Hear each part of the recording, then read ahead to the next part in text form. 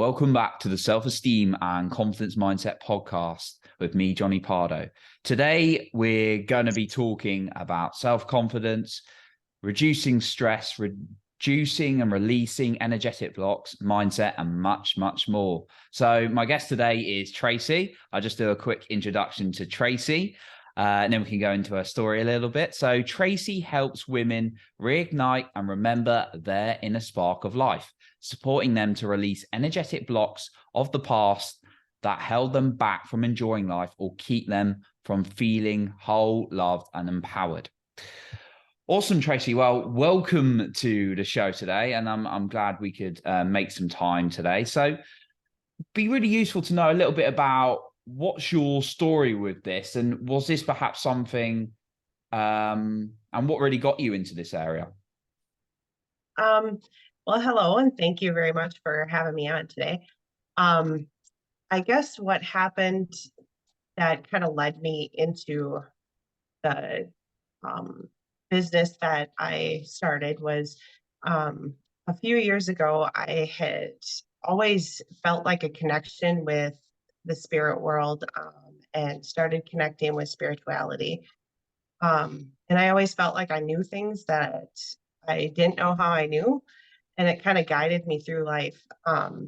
And I had went through a little of a spell where I had went through a divorce, and then I got released from a job because they were downsizing. And so it was kind of like the inner storm of not feeling like you were good enough and not, you know, accepting the things that were going on around me. And one day I just woke up and it was one of those things where I knew I was being guided to help other women to go through that and to find their inner strength again. One of the things that I had went through was with losing the job and also going through a divorce. I was raising two girls. So it was that inner self-confidence that I had completely lost by being shut down on two different things at the same time. And then just coming back from that and finding Reiki, and that was the start of the journey, was the finding the Reiki and healing the inner blocks that were inside of me, and the traumas that were inside of me. And knowing that there were other women that were going through that, and knowing that I've already kind of made those steps through it, that I could help them. So that was one of the biggest things and biggest life game changers, so to say, is finding that spiritual growth and self-development. Oh wow! Well, thanks for sharing. And yeah, you've obviously going through some quite stressful things as you described it there, and inspiring to help other people and other women in specifically in this. So yeah, all credit to you in doing that. So yeah, waking up guided, feeling that calling, which is awesome. And you mentioned about using I can never say it. Is it Reiki or Reiki? I've always Reiki. Reiki. Yeah, Reiki. Using that, I pronounce some words wrong. So Reiki, yeah, and helping people with that and releasing some of the energetic blocks. Yeah, for perhaps the listener, if they don't know what it is, could you just kind of describe what it is and how it's useful to people? So how I explain Reiki is it's divine energy, life force energy from above, from our creator, our higher power. And what it is there are people that get attuned to Reiki, and that kind of opens them up as a channel to use the life force energy that's all around us. And it helps to kind of release the tension, release congested energy throughout your day. You know, we pick up energy from so many different sources, people, TV, and it kind of weighs us down a little bit. So the Reiki will actually be channeled into the person or client, and it knows exactly where it needs to go. So the client is the one that directs how much energy is coming in, and it just moves out the energy that you no longer need. And it's always for the highest and best good of the client. Some of the things that it's helped is like when we hold on to traumas or trapped emotions, um, it actually creates like a um, imbalance inside of our bodies, which then leads to physical illness, pain, um, different types of things like blood sugar levels or blood pressure will be increased. And just bringing that energy in and helping the body to relax will start to kind of bring that back into balance to release. So it's quite useful for a lot of things. It helps with stress and aches and pains and helps your mind kind of quiet down a lot too. Oh wow, yeah. I mean, that was useful for me as personally to hear because I've heard it before, and kind of one or two people I've chatted to have mentioned it. Um, yeah, and I guess like, but like there's a lot of us who are just like in this kind of, and I've certainly been there in that kind of like survival mode, like pushing through things and then like trying to make progress, but like we don't feel like we're moving forward. Do you feel like being able to do this alongside taking action helped you, or yeah, just be really interesting to hear that, like for the individual I'm thinking who's just constantly striving to push forward but they've not addressed that energetic block. Oh, absolutely. Um, when I had started, I had had a lot of blocks that, holding on to past relationships or past, even just conversations that you have with people in the past where you think, oh, some people will overthink a lot of it. Mm. Um, and just getting the Reiki to come in, the life force energy to come in, it's letting go of the bad. And so where some people will hold on to that and just keep replaying that in their mind. If it's ready to be released, it's going to bring it up. It's going to alchemize that energy, and you'll work through it and kind of bring in the more positive feelings and the more. Um, that's kind of how I started taking action, was alchemizing all of that and becoming aware of how I was feeling and just making the decision that, okay, we're done here, we're moving on. And so it's like a powerful channel to do a little bit of coaching, a little bit of intuitive work, and the Reiki all in one to get your life moving. And it does take a lot of action, but Mm. it's a lot more, for me, it felt like it was a lot more available for me because you're clearing out the heaviness that's inside of you. Mm. Mm. No, it's yeah, I've certainly found that as well. When you've got a lot stored inside of you and you're just ignoring it, it doesn't do it. You personally hasn't done me any favors, and I know individuals I've worked with, it hasn't either when that previously before we started working together. So yeah, I guess yeah, it sounds like you're finding similar as well. For the just like thinking back, maybe like Tracey, who was perhaps either had some of those challenging times, whether it was a job or relationship, and at a point where you were really stressful. Perhaps there's someone in that situation right now where stress is like really, really built up, and it's actually quite hard to function in a high level or even an average sort of level because there's so much stress there, right? Is there any guidance you might give that person as a kind of starting block, whether it's in energetic work or just moving forward? One of the things that I really like to teach each of my clients when they start working with me is the aspect of meditation, um, grounding, Mm. just knowing that, the trees have roots. So you can act as a tree and kind of release the extra gunk that you have inside of you.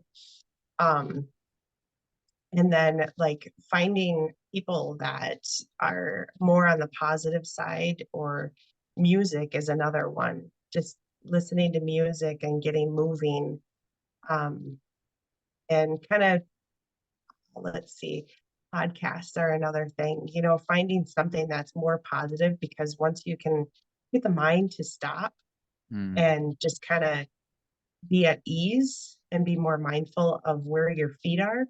It feels as though, okay, I can at least relax my mind and actually think and feel what the next best step is. mm. And is that something like if someone's stressed at the moment, you find is effective as well to just kind of stop and ground themselves? Yes. Um, One of the biggest things that I use myself every day is connecting with my breath. Mm, And, sometimes even just putting your hand over your heart and just feeling that heartbeat and connecting with your breath. It calms you down because most of the time, people, when they feel like they're experiencing a lot of anxiety or worry, they are taking short breaths. So they're just breathing just into their lungs, which mm, doesn't have a lot of capacity. But when they actually like take that nice long breath into their belly, it actually lets the heart just kind of come back to like a normal rhythm, which then, calms people down. mm. Love it. Yeah, I've yeah, big fan of the Tony Robbins world, and one key thing he taught me was the state story strategy as opposed to the strategy state story, which is the way generally human beings go about it. All right, I'm not in a good state. I'm gonna try and change this, and then it'll feel better. Then the things will be better, and then I'll feel better. And he's like, you need to work on the state, and yeah, I personally find that the breath is perhaps one of the quickest ways. Obviously, a bit of exercise is good as well, but ultimately the exercise is changing the breath. So yeah, I can totally relate to that as well. Absolutely. Another thing with Tony Robbins too is I was just in one of his rooms a couple weeks ago, and what he had said was just make the decision. Mm, You can either keep looking on the not so great side of things, or you can just make one thought better and just start there. And I thought that was pretty enlightening because some people just get caught in the negative bias and don't just take that next one thought. That's all you need, one thought. wonderful. Yeah, love how empowering that sounds and the way you put that. So yeah, really good message for that. Couple more questions really, Tracy. That I was gonna sort of run by you, but quite a lot of us have limiting beliefs, whether it's about I know I have, and I think it's obviously a lifetime of work, to be honest, always working your limiting beliefs, but like either about yourselves or other people or the world in general. Was this something that is this something Reiki has helped you with, or is outside of Reiki, is this something that you had to work through at all in terms of limiting beliefs that helped you? I think everything has a little bit of work to it. Yeah, It's not like you don't just wave a magic wand and all of a sudden it's gone. It's just yeah, one of those things where, yes, Reiki, it helps to clear the mind and it just relaxes you.